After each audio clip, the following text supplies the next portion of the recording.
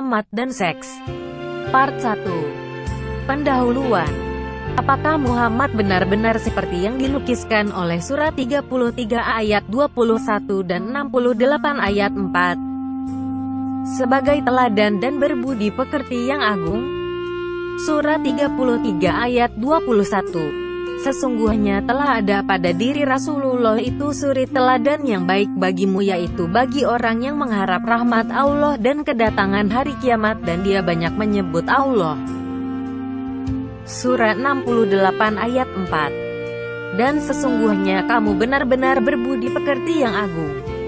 Saat ini kita akan telah bagaimana kehidupan seks Muhammad, suatu isu yang banyak dihindari oleh banyak kaum muslim. Video ini merupakan satu dari beberapa video dalam satu series tentang Muhammad dan seks. Semoga dengan adanya video ini pada akhirnya kita bisa tahu apakah Muhammad itu benar-benar seorang yang patut diteladani atau tidak.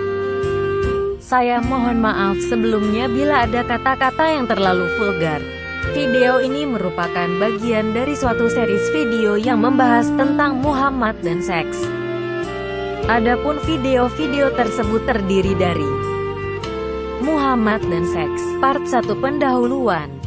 Muhammad dan seks, part 2 ayat untuk kenyamanan sang nabi.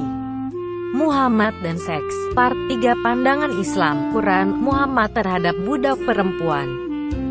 Muhammad dan seks, part 4 kehidupan seks Muhammad. Muhammad dan seks, part 5 Muhammad dan Zainab. Muhammad dan seks, part 6 Muhammad dan Maria.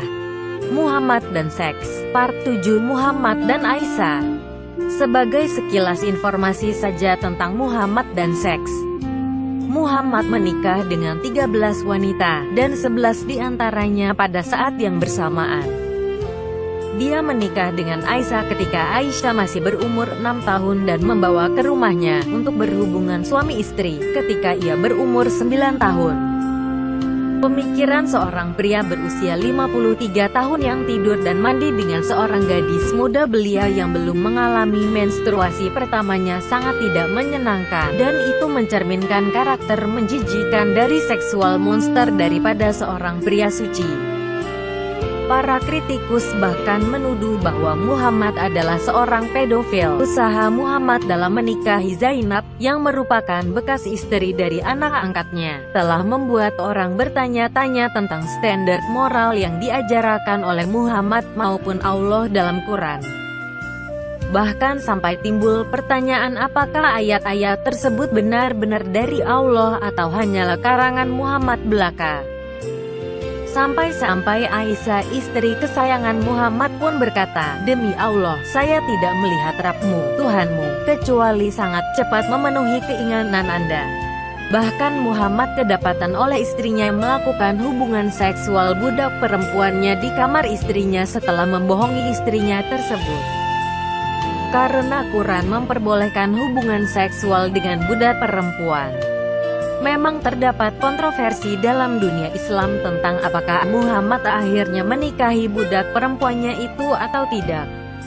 Muhammad pun melarang janda-jandanya untuk menikah kembali, dan bahkan ini pun didukung dengan perintah dari Allah yang kekal. Surat 33 ayat 53. Dan untuk menambah kesulitan janda-janda tersebut, semua warisan Muhammad diwariskan kepada penerusnya, Abu Bakar. Singkatnya, teks-teks suci Islam menggambarkan Muhammad bukan sebagai pria yang sempurna, tetapi sebagai seorang hedonis seksual.